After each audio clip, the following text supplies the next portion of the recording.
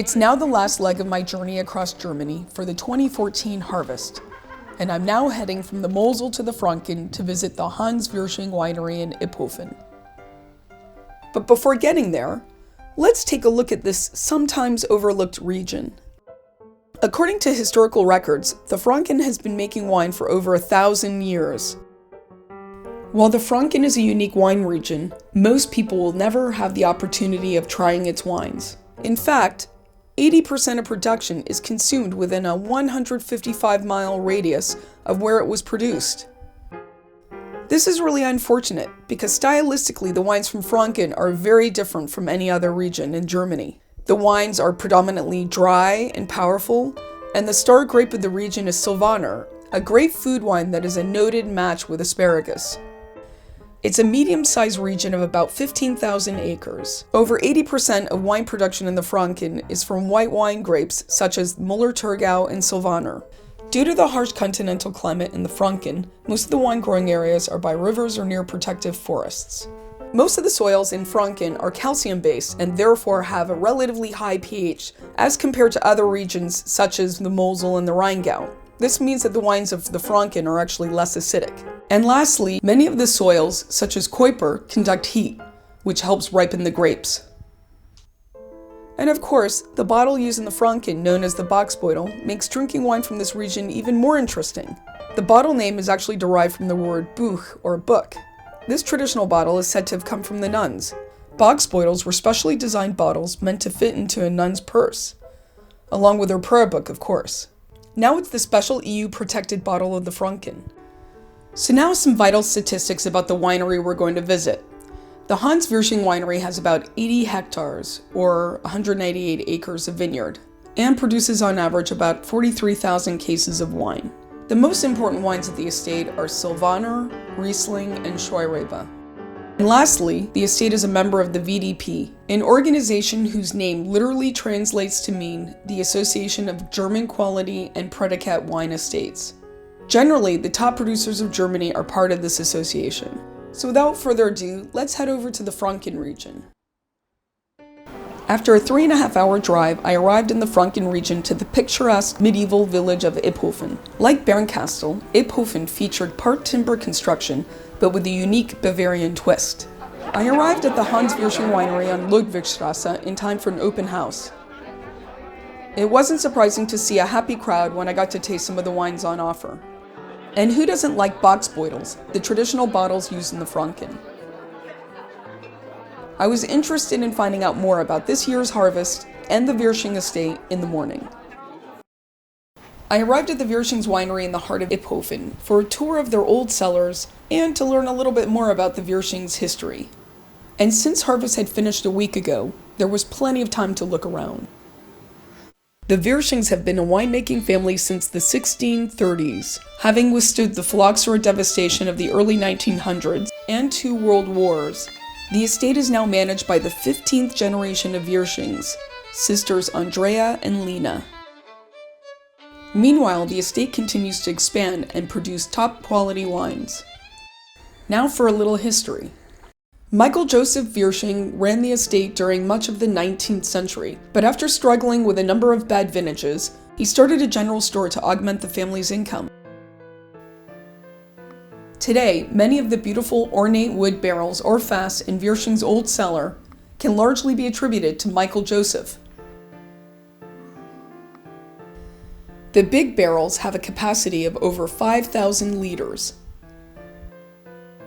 while the smaller ones can accommodate about 2,000 liters. Between 2005 and 2013, copies of Gio Paolo's frescoes were painted onto a handful of the barrels, complete with Boxbeutels and the Wirsching crest.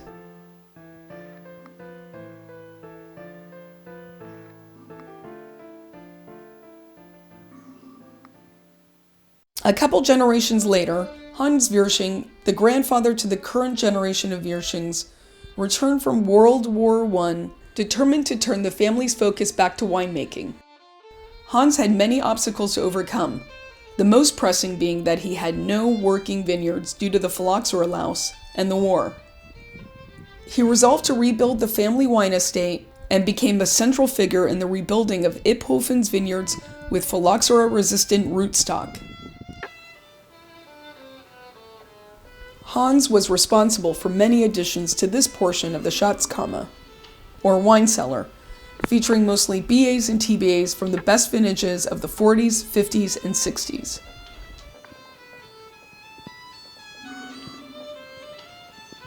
This wine is a 1969 Silvaner Trockenbeerenauslese from Wirsching's top vineyard, the Julius Echteberg.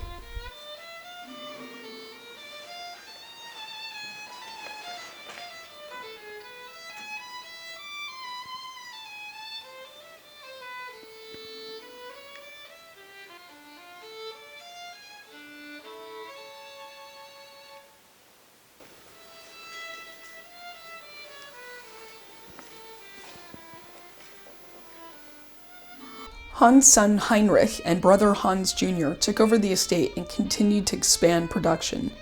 The estate became renowned as one of the top producers of Silvaner in the Franken, often described as fresh, elegant, and lean. While Dr. Heinrich Wirsching still maintains a role in the workings of the estate, the day-to-day management is with his elder daughter, Andrea, while sister Lena finishes her studies. I'm now off to the vineyards to meet with Andrea to learn a little bit more about the Wirsching estate. Right behind me you see the Julius Echteberg, named after a very famous bishop in the 17th century. Julius Echteberg is one of the best sites in Franken, and that's not only because it is totally south-faced, but as well because it can really collect the air that comes from the southwest part of the country. The whole thing is like a bowl, and so it doesn't get as cold as other parts.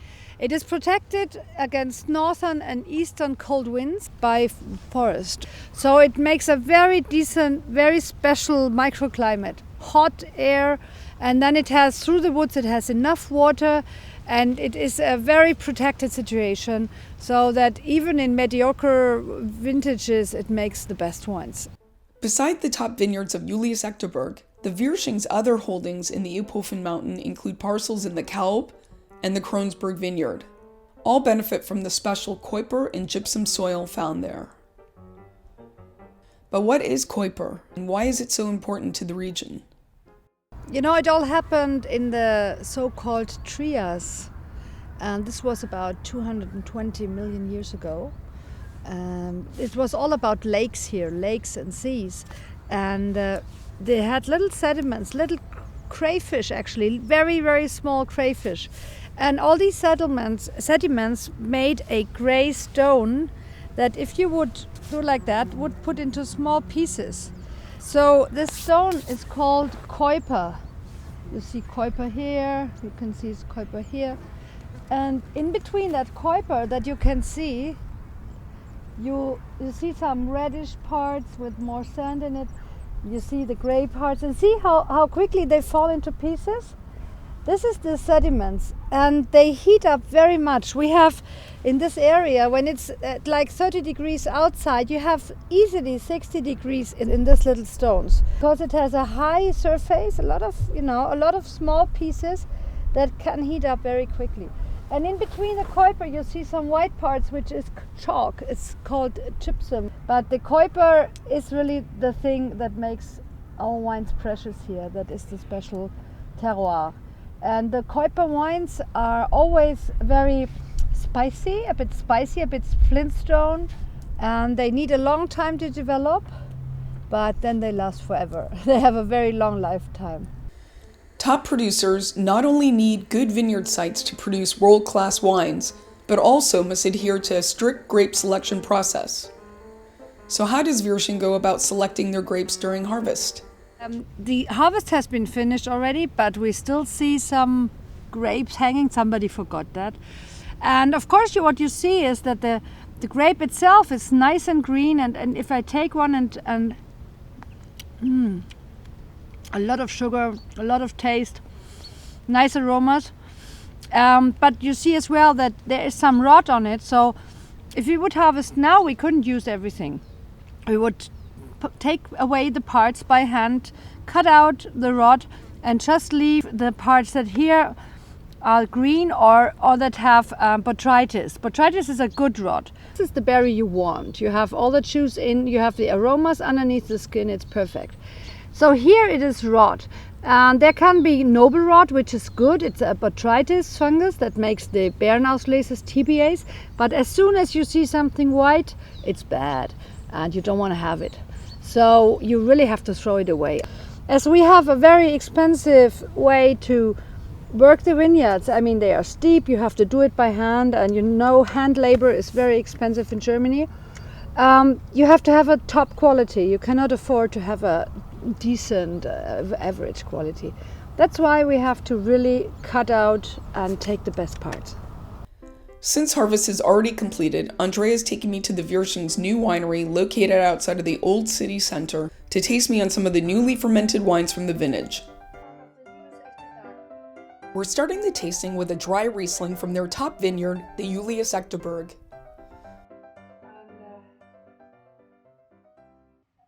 As you can smell, it's already fermented.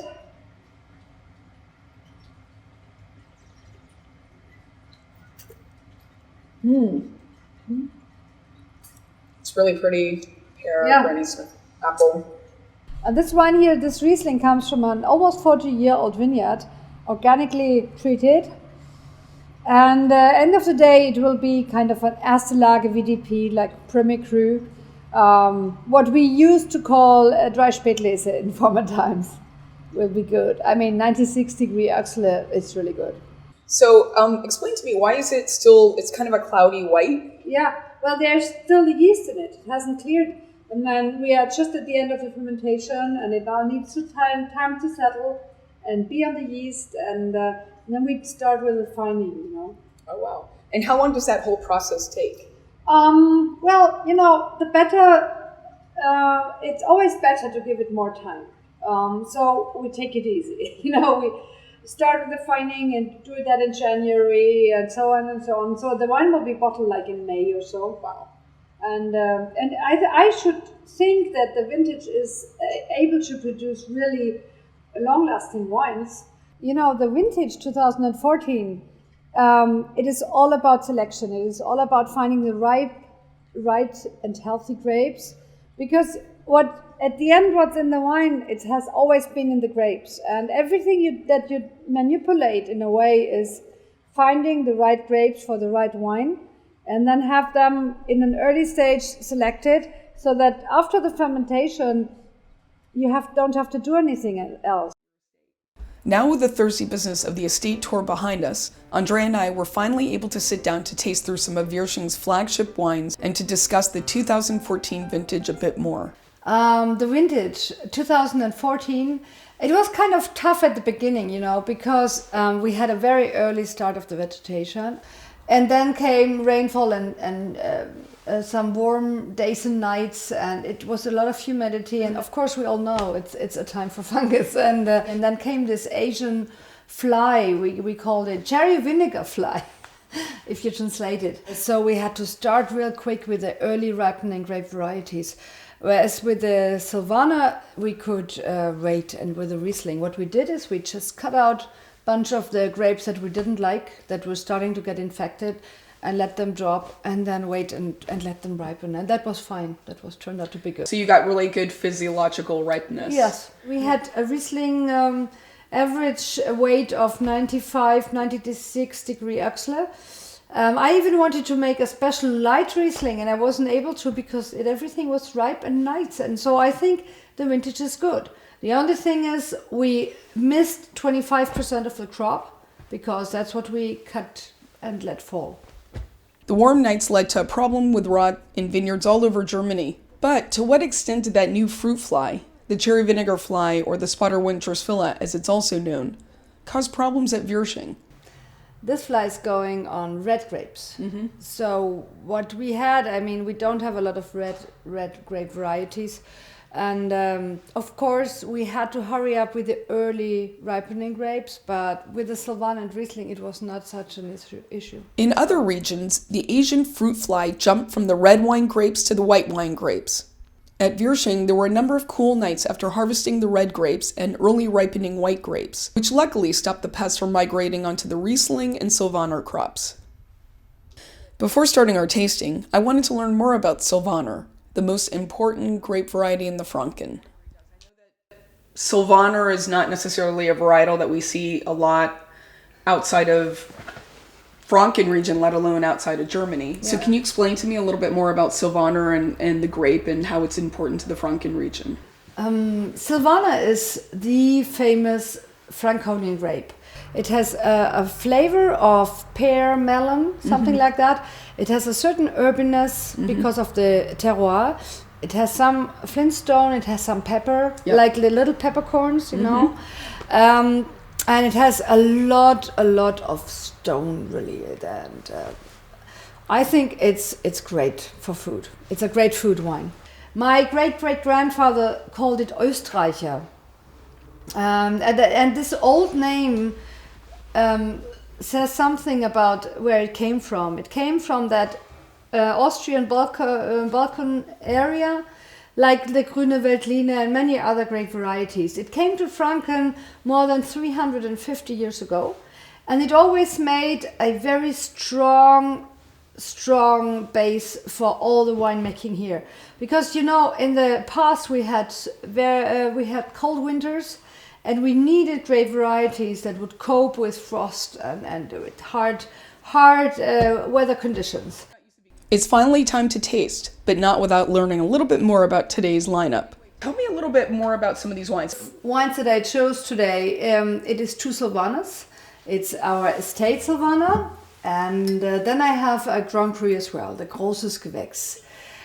It shows the variety of this grape. You know, you can have it as a simple, easy, nice table wine to enjoy, but as well you can have it as a wine that you have in your cellar for 5 years, and you open up and celebrate and enjoy really great tastes. The other wine that I want to show you today is the Scheurebe.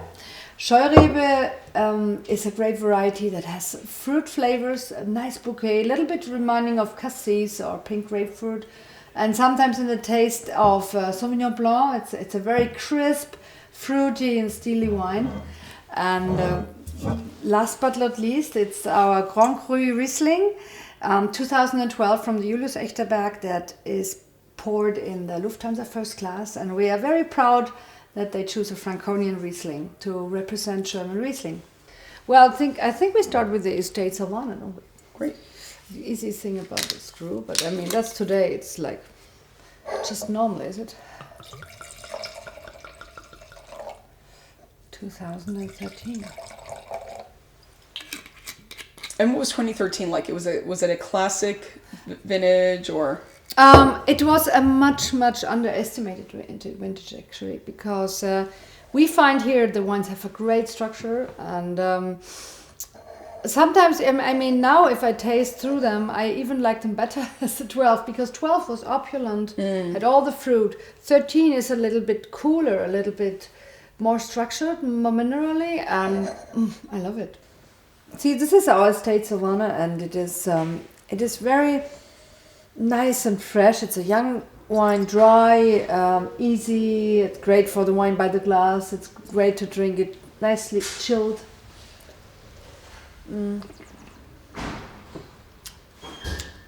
Now on to the Scheurebe, a crossing of an unknown wild grape with Riesling. Scheurebe accounts for only 2% of all wine production in Germany and has a bit of a mixed reputation, as when it doesn't get ripe enough, it can often taste like cat pee, similar to unripe Sauvignon Blanc.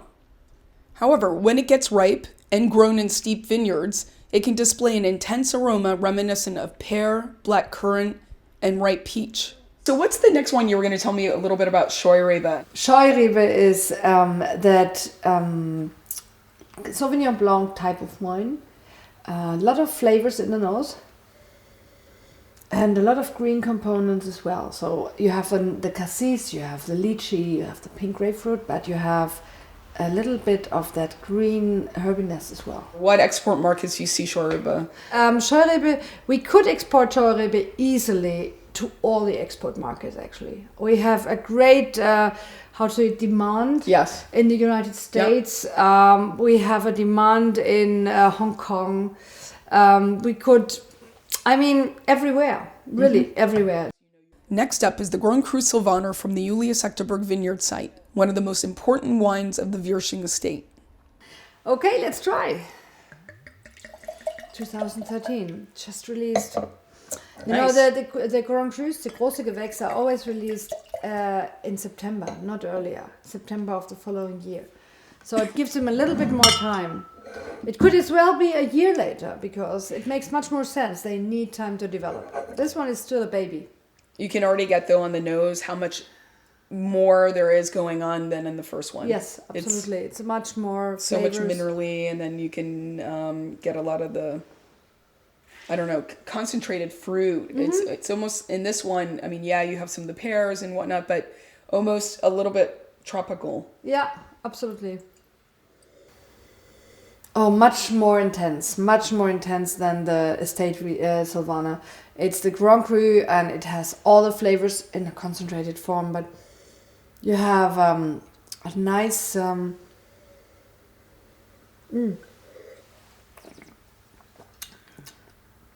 like ripe pear, yellow fruit in the nose, and then it comes to that typical 2013 with that tartness, with that minerality, the saltiness. A great structure. I think this is still a baby, but if it opens up in 2 years, wow. Now on to the top Riesling produced at the Wirsching estate in 2012, a Grand Cru Riesling from the Julius Echtersberg vineyard. Like most all of the wines at Wirsching, this Riesling was done in a dry style.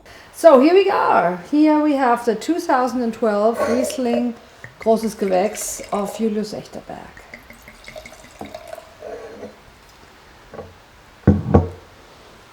Wow.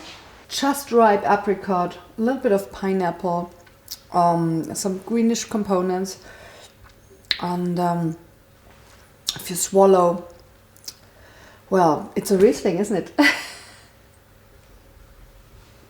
It's time to leave Iphofen and go home, but not before taking a quick tour of this thriving, eclectic medieval city that has become known for its world-class wine production, gypsum mining, and beautiful forests.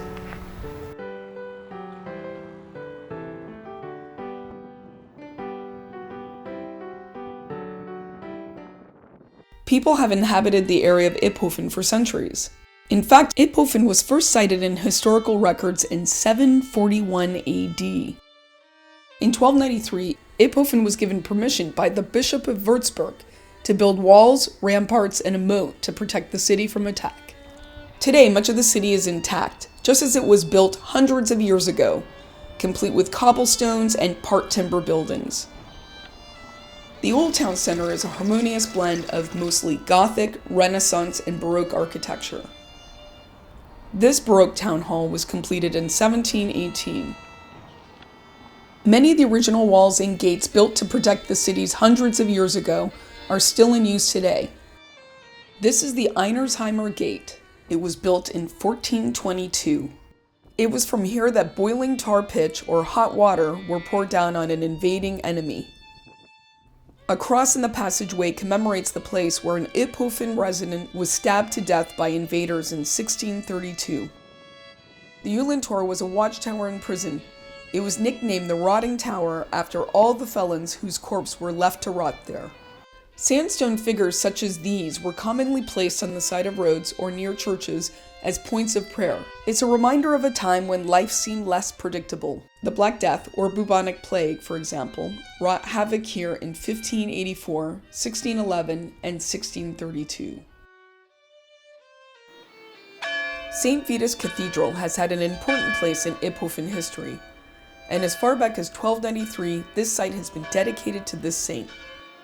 Construction of this current church began in 1414 and took 200 years to complete.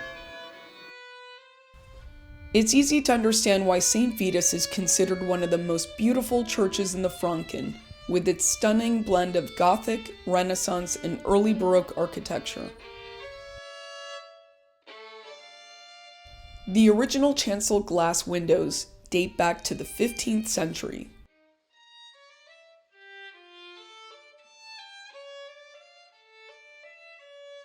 The high altar with its golden black pillars and Baroque style depicts the martyrdom of Saint Vitus.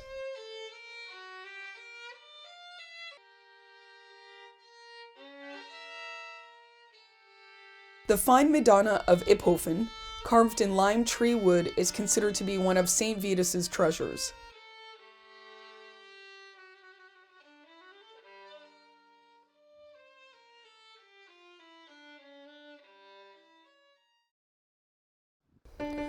Harvest 2014 is over, and I learned a lot. But it's time to go home.